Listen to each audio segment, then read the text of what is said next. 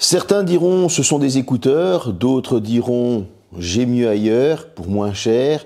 Puis il y a les fans qui vont me dire c'est une dinguerie, mais en tout cas pour moi, je trouve que c'est le produit qui a été le plus, on va dire, amélioré dans cette keynote d'Apple et qui m'a quand même assez bien étonné. Ce sont les nouveaux AirPods 4 ANC avec réduction de bruit actif. Pour ceux qui ne savent pas c'est quoi l'ANC, c'est parti.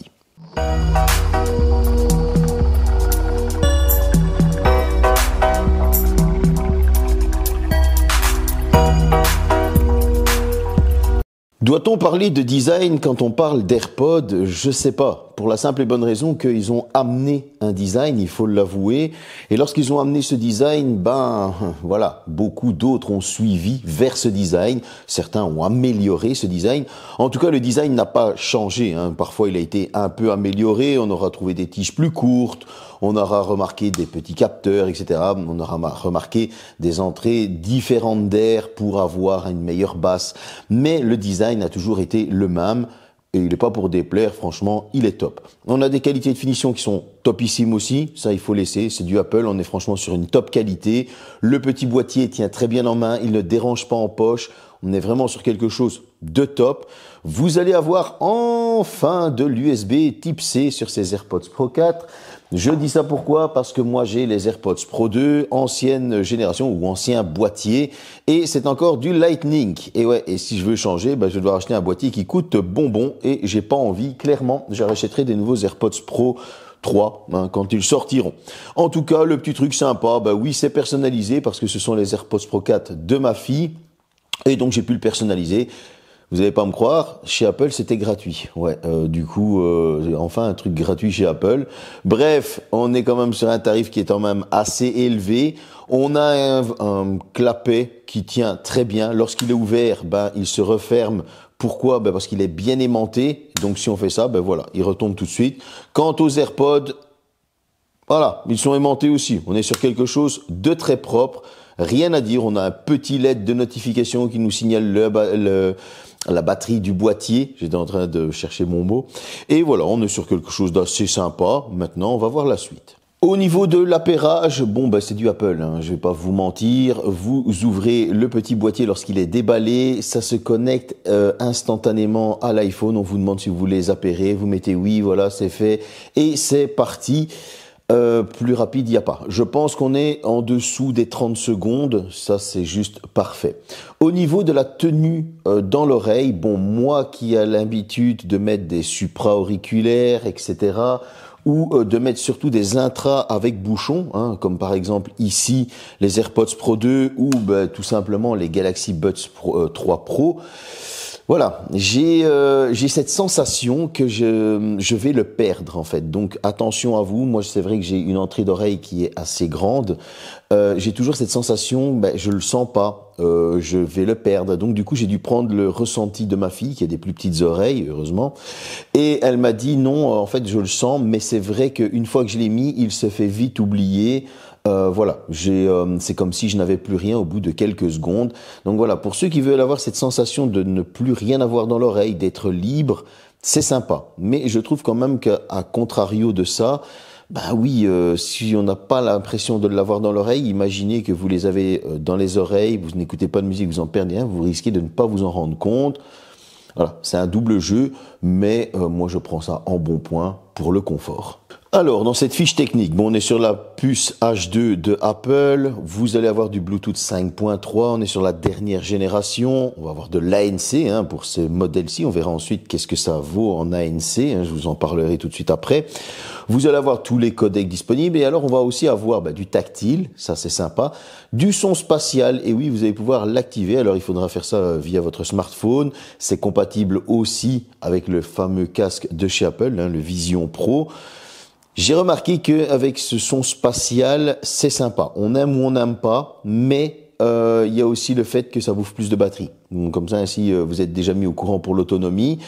Le son spatial, franchement, c'est top, mais voilà, il va falloir s'y habituer. Je vais pas vous mentir, au début, j'ai trouvé ça sympa, et puis parfois, ça me dérangeait parce que tout simplement, je faisais ça, et puis on sentait vraiment Voilà, il y avait ce petit truc supplémentaire, donc moi je l'ai désactivé par la suite, mais en tout cas, c'est dans les options. On a des petits AirPods qui sont vraiment très complets, il faut l'avouer, surtout avec cette réduction de bruit actif qui vient s'ajouter. Et justement, on va en parler. Et oui, on va en parler. Tout d'abord, le son. Eh bien, on a une qualité sonore qui est top. Cependant, j'ai remarqué que parfois, les basses se font un peu timides par moment selon le style de musique qu'on va écouter. Comme ça, vous le savez. Maintenant, le son, il est limpide, hein, c'est cristallin, c'est juste nickel. Je dirais que on est plus isolé avec les AirPods Pro 2, mais les AirPods 4 ANC, franchement, le son est juste top. Au niveau maintenant des communications, là c'est juste impeccable. Vous allez décrocher, vous allez pouvoir parler, etc. La personne qui était au bout du fil m'a dit, écoute, on n'entend pas trop les bruits environnants, c'est juste du pur bonheur. On est vraiment sur quelque chose d'hyper quali au niveau de la sonorisation, au niveau de l'insonorisation aussi, hein, lorsqu'on va téléphoner à quelqu'un. Mais l'ANC, qu'est-ce qu'il vaut? Eh ben, j'ai été super étonné. Ouais.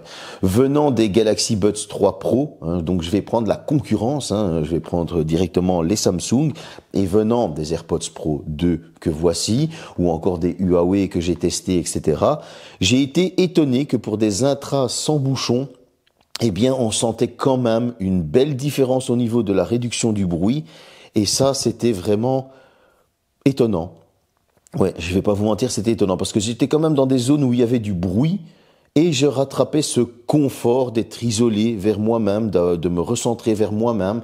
Donc j'avais vraiment une très bonne sensation. Au niveau de la musique, là aussi, on pouvait écouter sa musique. Bien évidemment, lorsque c'est désactivé, vous avez des bruits environnants, etc. Mais une fois activé, eh bien, on retrouve sa musique. Attention toutefois. Alors oui, j'ai été étonné. On a une très bonne réduction de bruit active. On a quelque chose je m'y attendais pas du tout, mais ça ne vaut clairement pas des AirPods Pro 2, ça ne vaut clairement pas des Galaxy Buds 3 Pro qui sont avec bouchons, qui eux vont vraiment vous isoler. Donc là, il y a vraiment une énorme différence. Oui, c'est un ajout supplémentaire, oui, c'est un confort supplémentaire, mais non, ça ne vaut pas les hauts de gamme comme des AirPods Pro 2 ou des Galaxy Buds 3 Pro, comme ça vous êtes mis au courant. Au niveau des fonctionnalités, j'ai rien à dire. Le tactile fonctionne hyper bien. Vous avez les fameux capteurs sensors. Vous savez, quand vous remettez un AirPod, vous enlevez un AirPod, ça va mettre pause, etc. Ça fonctionne hyper bien. Il n'y a rien à dire non plus. Un défaut. On ne sait pas lever le son en fait. Il n'y a pas de commande pour lever le son et c'est dommage en fait. Il faut aller directement sur son téléphone. Ça c'est un petit peu dommage, surtout qu'on est quand même à un tarif qui est assez élevé. J'aurais aimé avoir ça en plus. Donc voilà. Pour ceux qui vont sûrement me poser la question dans les commentaires, pour la réduction de bruit, lorsqu'on téléphone, je l'ai dit, parce qu'il y a 2 micros sur chaque haut-parleur. Bon, maintenant la fiche technique, elle est sur le site. Je vais pas encore la détailler. Si vous allez l'acheter, vous allez voir. Il y a le petit haut-parleur en néodyme, etc. Ça ne sert à rien de s'éterniser là-dessus. C'était surtout pour avoir le test, le retour vraiment de ces AirPods 4 avec ANC si ça fonctionnait. Mais au niveau de l'autonomie, qu'est-ce que ça vaut ? Et là, on est un petit peu juste. Je vais pas vous mentir. Lorsque vous n'allez pas avoir l'ANC, donc la réduction de bruit active activée, vous allez être à 5 heures. J'ai pas réussi à dépasser les 5 heures. Et ça, c'est bien dommage. Cependant, vous allez pouvoir les charger plusieurs fois dans le petit boîtier. J'ai réussi à tenir en musique, je parle une 30aine d'heures, ce qui est quand même pas mal du tout. Avec la réduction de bruit active en on, donc c'est-à-dire activée, il ne dépasse pas les 4 heures. Ouais, ça chute drastiquement. 4 heures d'écoute, c'est très très court, surtout quand on voit que la concurrence, et là je vais même pas parler des Galaxy Buds 3 Pro ou quoi, je vais parler de la concurrence normale, la concurrence chinoise qui nous sort des écouteurs avec réduction de bruit active, etc., qui des fois fait du 6, 7, 8 heures, sans réduction de bruit active, bien évidemment. On est quand même très loin de certaines performances pour un prix qui est beaucoup plus haut, mais bon, c'est du Apple. Bon, c'est la conclusion. On est sur un tarif à 149 €. Vous allez me dire, ça va encore pour du Apple. Oui, mais il n'y a pas de réduction de bruit active. Non, si tu veux la réduction de bruit active, tu vas devoir débourser 199 €, 199 €. Et là, on a un sérieux problème. Pourquoi ? Parce qu'à ce tarif-là, tu te rapproches des AirPods Pro 2. Ouais. Et donc du coup, ben surtout qu'ils sont en promo, etc. Parce qu'on est en fin de vie, mais ils restent excellents, même si les trois commencent à pointer le bout de leur nez. Bah, je suis désolé, mais moi je préfère me tourner vers des AirPods Pro 2. Bah ouais, tout simplement. Parce que tu vas avoir les bouchons, tu vas avoir, tu vas pouvoir lever le son. Et oui, parce que dans les défauts, bah tu vas avoir une autonomie qui est quand même assez courte. Tu vas avoir cet ANC, ben oui, mais il n'est pas aussi top que sur des écouteurs à bouchon, même il est quand même très très bon. Bref, on a quand même des petits défauts, et comme par exemple ne pas pouvoir lever le son, ça c'est un petit peu dérangeant. Maintenant, oui, on a un super design, on a un boîtier très compact, on a de l'ANC sur des écouteurs intra ouverts, on va appeler ça comme ça. Donc du coup, oui, c'est quand même pas mal du tout. C'est un budget, oui, mais alors, moi je vous conseille, si vous avez le budget qui se rapproche des 200 €, tournez-vous vers des AirPods Pro 2. Si vous voulez vraiment vous acheter des AirPods, alors oui, en AirPods 4, franchement, ils sont excellents. Le son est très bon.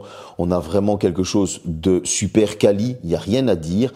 Mais voilà, je trouve que Apple aurait dû mettre l'ANC à 149 €. Là, on aurait eu vraiment quelque chose de très compétitif, avec la qualité Apple, bien évidemment. Et là, ça aurait vraiment fait concurrence et on se serait pas rapproché des AirPods Pro 2.